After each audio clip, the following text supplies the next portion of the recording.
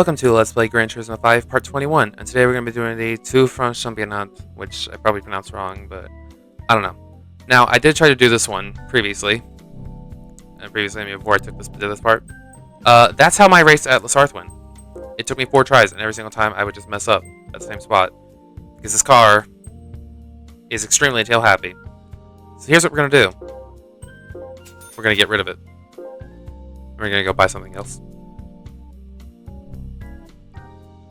So let's get out of the ASPIC events. We can check the used car dealership, but if I don't find anything, I'll just go to the new car dealership. See what we can find. Oh, yeah, okay, we can buy another Berlin RS Coupe, and that is not happening.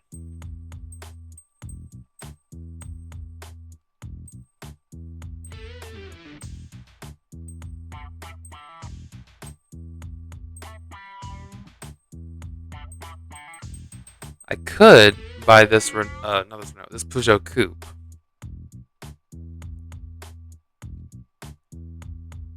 Yeah, I think I'll do this.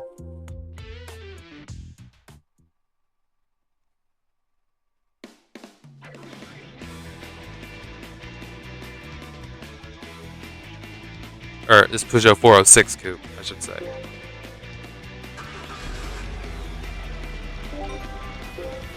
Which hopefully should not be as tail happy as the freaking Berlin RS was.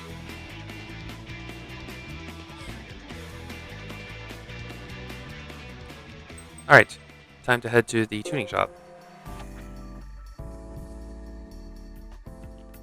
And here, I didn't see how much this weighed.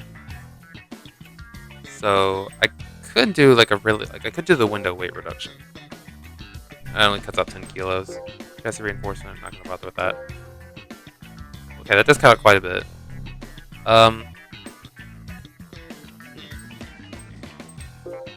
Let's just do our... we can do our ECU tuning first, because that's always a great way to get more power. Yeah, look, that's 12 more horsepower for 1,000 credits. We'll put a semi-racing flywheel on. That's affordable. That's gonna ensure faster upshifts. We'll do the single plate clutch too. And then we'll put the sports catalytic converter on.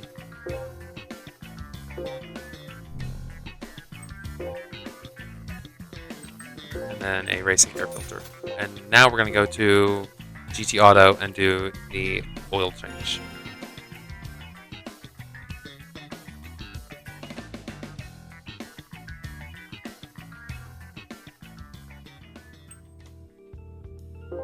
Alright, let's go to GT Auto. And once again, I'm going to mute this because I'm pretty sure this is copyright. And I just don't want to deal with it. Alright, oil change. That gets us an extra 11 horsepower, and this is really affordable, so I'm just going to pay for it.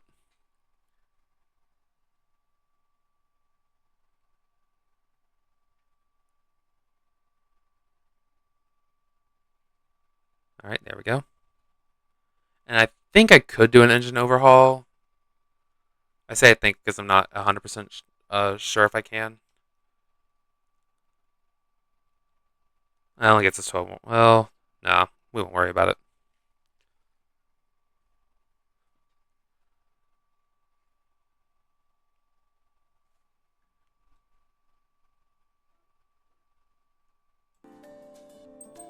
Alright, let's go try this again.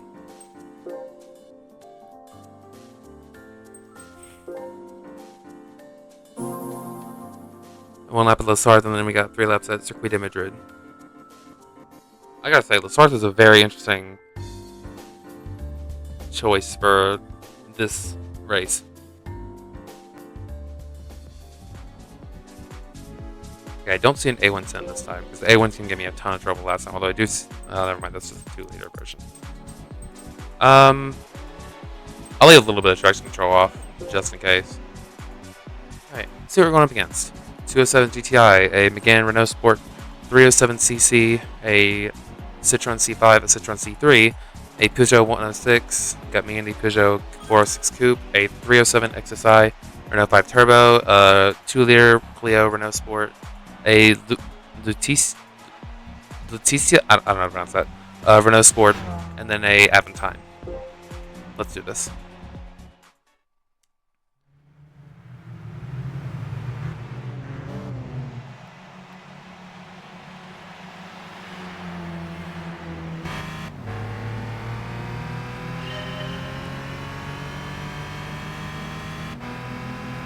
Alright, this car's pretty nice.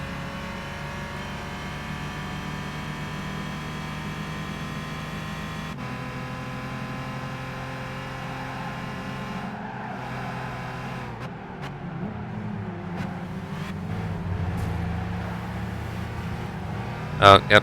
There we go. Typical me doing corner cutting. Even when I don't intend to. I swear, guys, I don't actually intend to do a lot of this corner cutting. Sometimes I do. Like during a license test, I absolutely will. Because I will do anything for a gold license. But generally I try not to do so in the races, and if I do, it just ends up probably being an accident.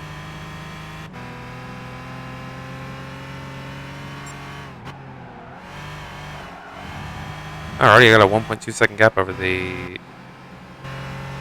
Not sure what that is back there. I'm not sure if that was the McGann or the 207.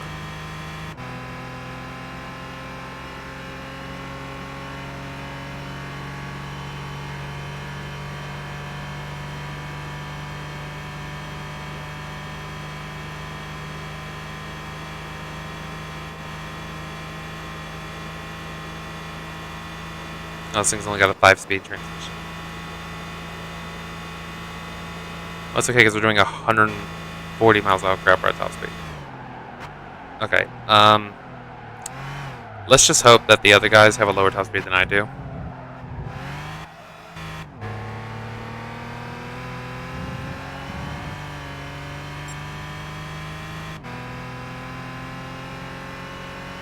Already almost 3-second gap from the... whatever that is back there.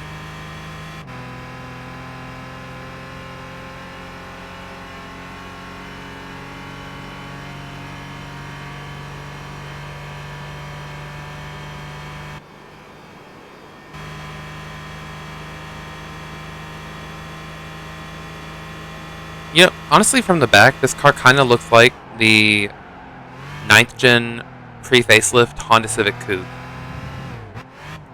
Like, I'm sure you guys can probably see it. And honestly, that's a car I actually kind of like. And the pre-facelift version was in, like, 2 racing games that I'm aware of. And they were both Forza games, and both of them were DLC. We have the post-facelift now. We have it in Forza 5, 6, and 7. Well, 5 is the DLC, and then Forza 6 and Forza 7. We don't have it in the new Forza Motorsport, and considering the fact that they recently said that Forza Motorsport will no longer be getting updates, they probably won't be back.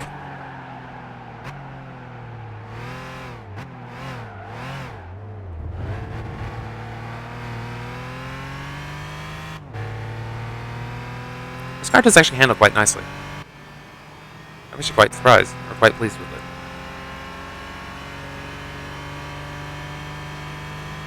I don't know, something blue back there. That could be either probably the McGann.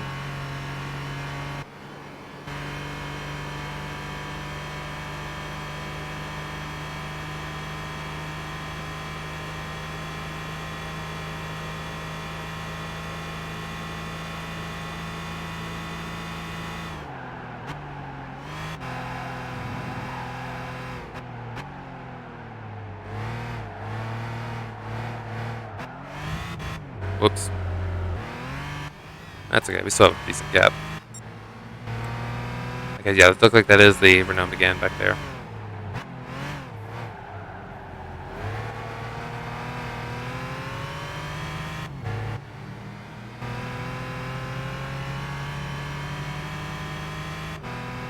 I keep expecting there to be a checkpoint there, because there's a checkpoint there in GT7.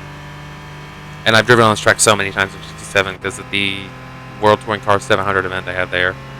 I always use the Red Bull Junior because the Red Bull Junior is goated at that event. Slow down a little bit.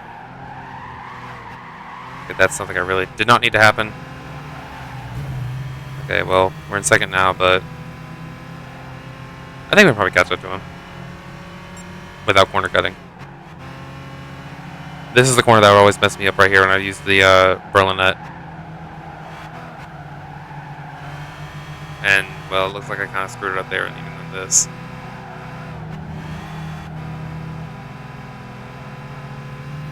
So we're going to pass that Renault 5 on the outside there. Now we just have to get around this Renault again.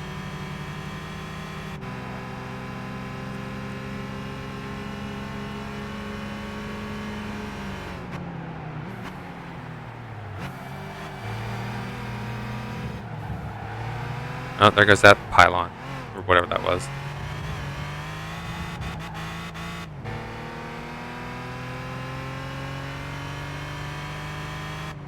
Alright, finally. That only took me like 5 attempts. So we finished with a 1.6 second gap over the Gan, and then a 9 second gap over the Citroen C5. 10,000 credits. Alright. Let's go to Rome. Or Circuito de Madrid. Wrong track. Oh my goodness. Alright, we officially arrived at Circuito de Madrid. The only car here that looks like it's going to maybe give me a little trouble is that Alpine A110 second. Otherwise, we have a Clio Renault Sport 2-liter, a C5 5-turbo, a Megane 2.0, 206cc, Xantia 3.0i, 206 RC, 106 Rally, 206 S16, and then a Megane Renault Sport. Let's begin.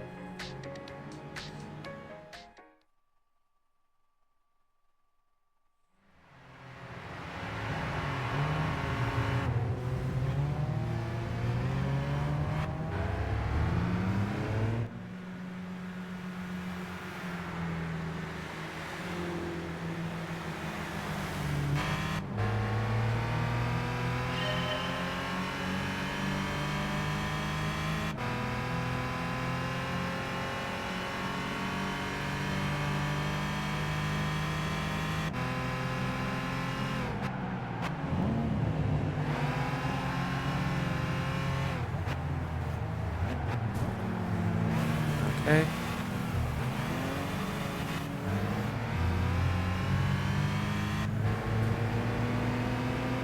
Okay, Citroen, please let me pass you. Thank you.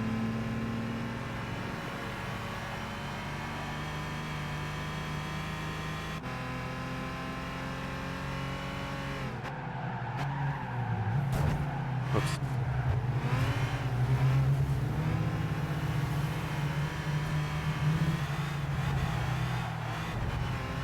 Yeah, well, that A110 might be a bit of a challenge, but we'll have to just wait and see.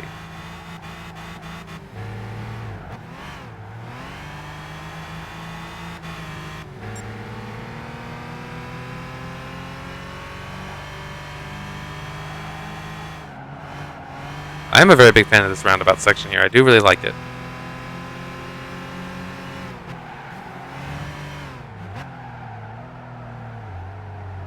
I went too wide there, probably should not have done that.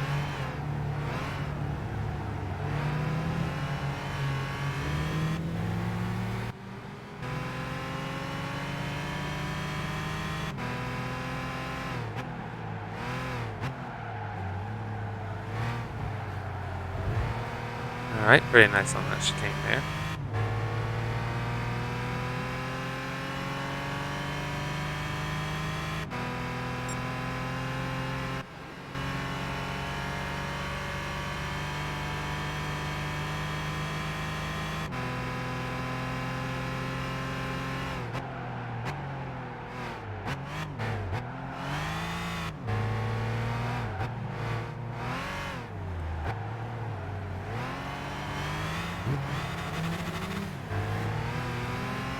And there's something behind me. Yep, knew it was that A110.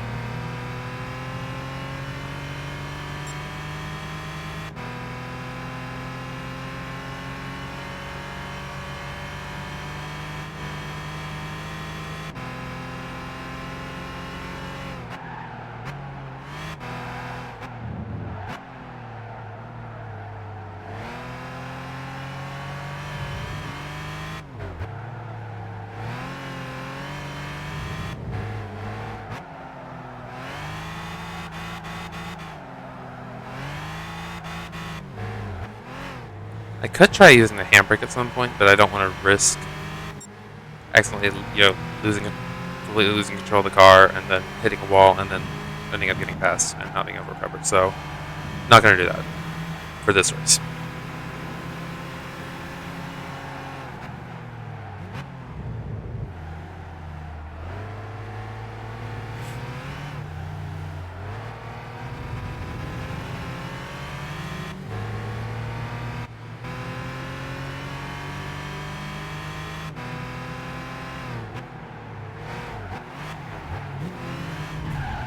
Oh. How did you recover that quickly?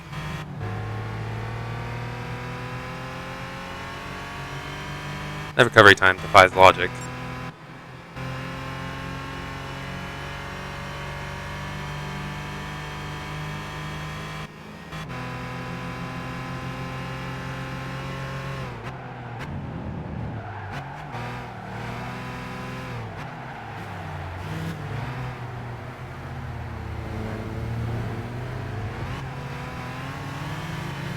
Actually, it was kind of nice with that double apex there.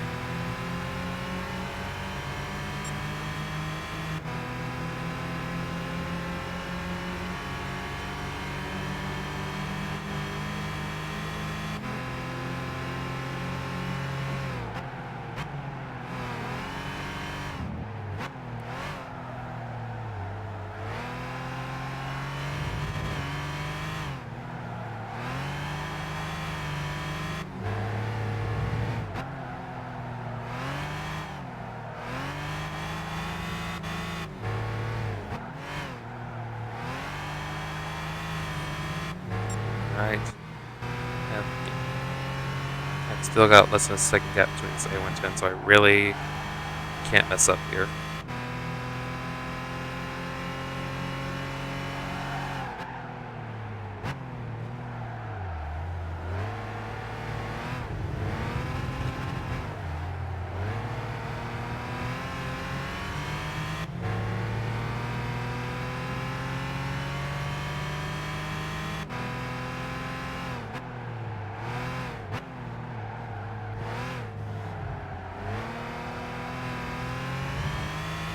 Okay.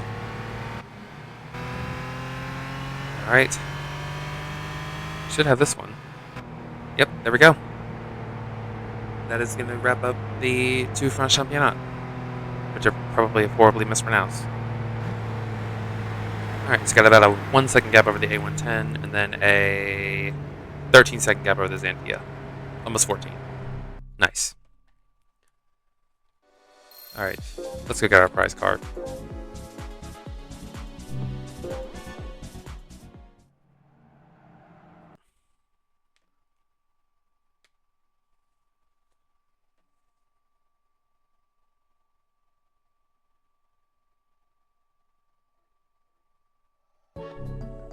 Look at that, we're 2/3 of the way done with the amateur series.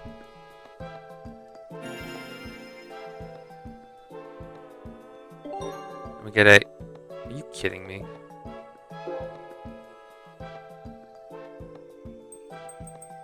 All that for a Citroen 2CV?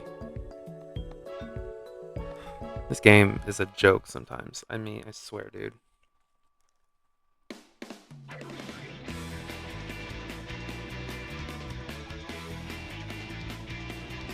Well, I can pretty safely say that this is a car I'm never going to use, so...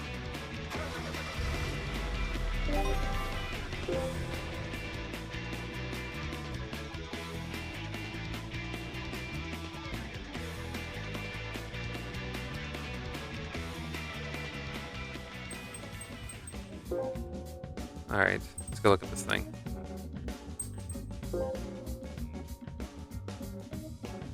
"13 horsepower and 21 pound-feet of torque." Wow. That's really something. Alright, well, that's going to wrap it up for this segment of GT5. In our next segment, we're going to be doing the Italian Festival. I believe that's what it's called. Thank you so much for watching. I'll see you in the next video. Bye!